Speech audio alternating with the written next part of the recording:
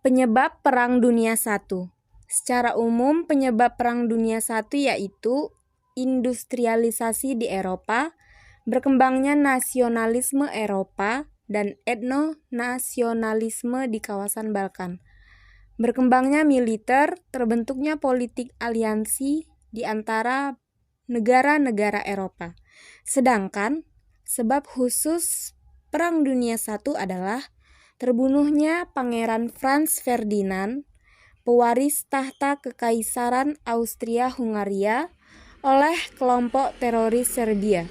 Pangeran Franz Ferdinand dan istrinya, Sophie Kotek, terbunuh pada 28 Juni 1914 ketika mereka berada di Sarajevo, Bosnia-Herzegovina. Saat itu, Pangeran Franz Ferdinand sedang mengadakan kunjungan kenegaraan ke Bosnia yang telah dianeksasi oleh Austria-Hungaria.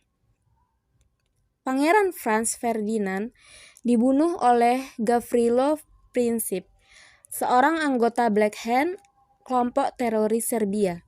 Setelah Pangeran Franz Ferdinand tewas, Kekaisaran Austria-Hungaria memberikan ultimatum kepada Serbia untuk menyelesaikan masalah tersebut, tetapi tidak ditindaklanjuti. Akibatnya terjadi krisis Juli, yakni ketegangan diplomatik dan militer antara kekuatan utama Eropa pada musim panas 1914.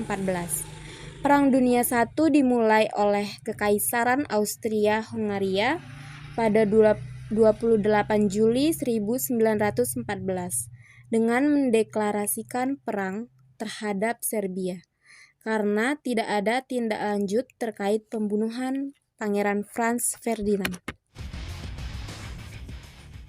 Perang antara Serbia dan Austria-Hungaria pun melebar hingga melibatkan banyak negara dalam Perang Dunia Pertama akibat adanya politik aliansi.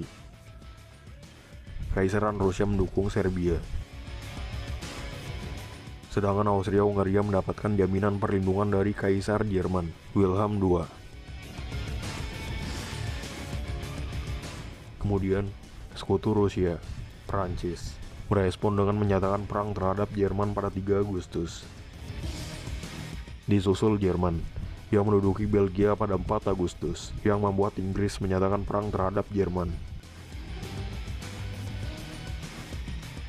Pada akhirnya, Perang Dunia Pertama melibatkan 2 aliansi utama, yaitu blok sekutu, Inggris, Italia, Prancis, dan Rusia, dan blok sentral, Jerman, Austria-Hungaria, dan Turki.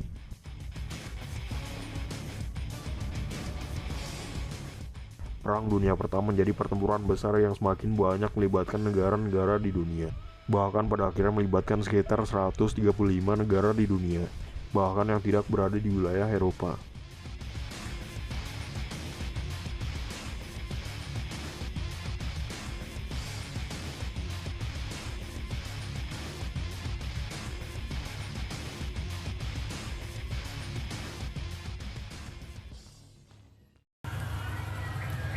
Perang Dunia I memiliki dampak yang signifikan terhadap negara-negara di Asia Tenggara, baik dalam bidang politik maupun ekonomi.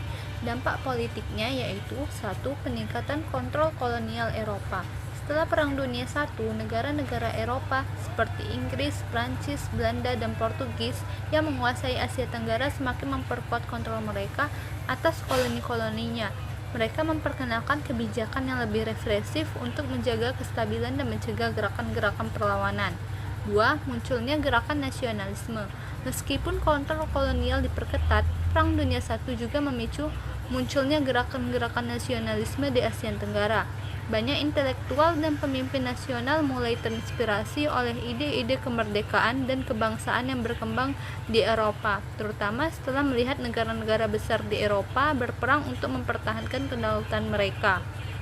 Di beberapa negara seperti Vietnam dan Indonesia, muncul pemimpin yang mulai memperjuangkan kemerdekaan dari penjajahan.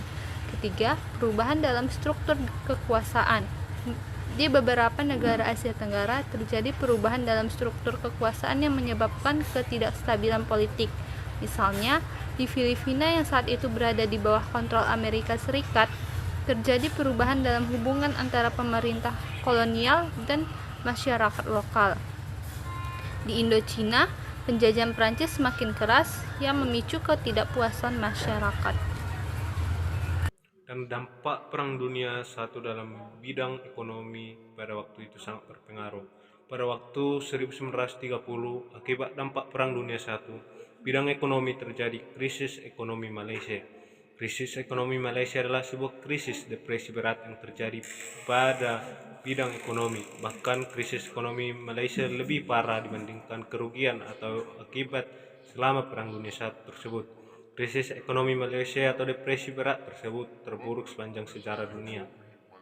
Kedua, industri-industri atau pabrik-pabrik di dunia banyak mengalami kerusakan, hancur, kerugian dan sebagainya akibat dampak Perang Dunia I dalam bidang ekonomi. Tidak berhenti di situ saja, sumber daya manusia juga ikut berkurang dalam kualitasnya, dari kemiskinan sampai meninggal. Hal ini merupakan salah satu pengaruh Perang Dunia di bidang sosial ekonomi, khususnya di wilayah Asia Tenggara. Karena kita tahu bahwa sebuah negara bisa berdiri karena adanya kerjasama antar negara lain. Sehingga pada waktu itu kegiatan ekspor dan impor tidak bisa berlangsung dengan mulus karena adanya inflasi yang disebabkan oleh Perang Dunia I. Mendorong kemunculan gerakan nasionalisme di Asia Tenggara meskipun pengaruhnya tidak langsung. Beberapa hubungan utama antara Perang Dunia I dan kebangkitan nasionalisme di Asia Tenggara adalah sebagai berikut. Kelemahan kekuasaan kolonial.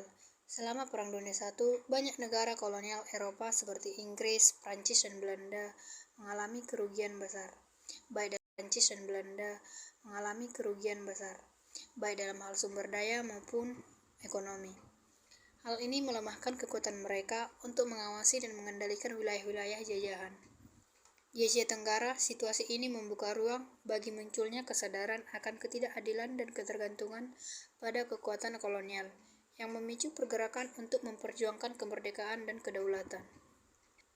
Pengaruh ideologi nasionalisme. Perang Dunia I juga memunculkan ideologi-ideologi baru, terutama terkait dengan hak menentukan nasib sendiri bagi bangsa-bangsa. Piagam Atlantik yang diterbitkan pada 1941 oleh Inggris dan Amerika Serikat yang menegaskan hak bangsa-bangsa untuk memilih nasib mereka sendiri, memberikan inspirasi besar bagi gerakan nasionalisme di banyak wilayah kolonial termasuk Asia Tenggara. Mobilisasi sosial dan ekonomi. Selama Perang Dunia I, banyak rakyat Asia Tenggara, terutama dari wilayah yang dikuasai oleh negara-negara kolonial, terlibat dalam upaya perang, baik sebagai tentara atau pekerja. Keterlibatan ini membuka mata mereka terhadap ketidaksetaraan antara orang Eropa dan penduduk lokal. Penyebaran pemikiran revolusioner. Setelah Perang Dunia I, banyak pemimpin nasional Asia Tenggara yang terpengaruh oleh pemikiran revolusioner dari negara-negara lain, terutama dari Rusia, dan gerakan kemerdekaan di negara-negara lain seperti India. Hal ini menyebabkan lahirnya berbagai gerakan nasionalisme di Asia Tenggara seperti Gerakan Kemerdekaan Indonesia yang dipelopori oleh tokoh-tokoh Soekarno dan Pergerakan Nasionalisme di Vietnam.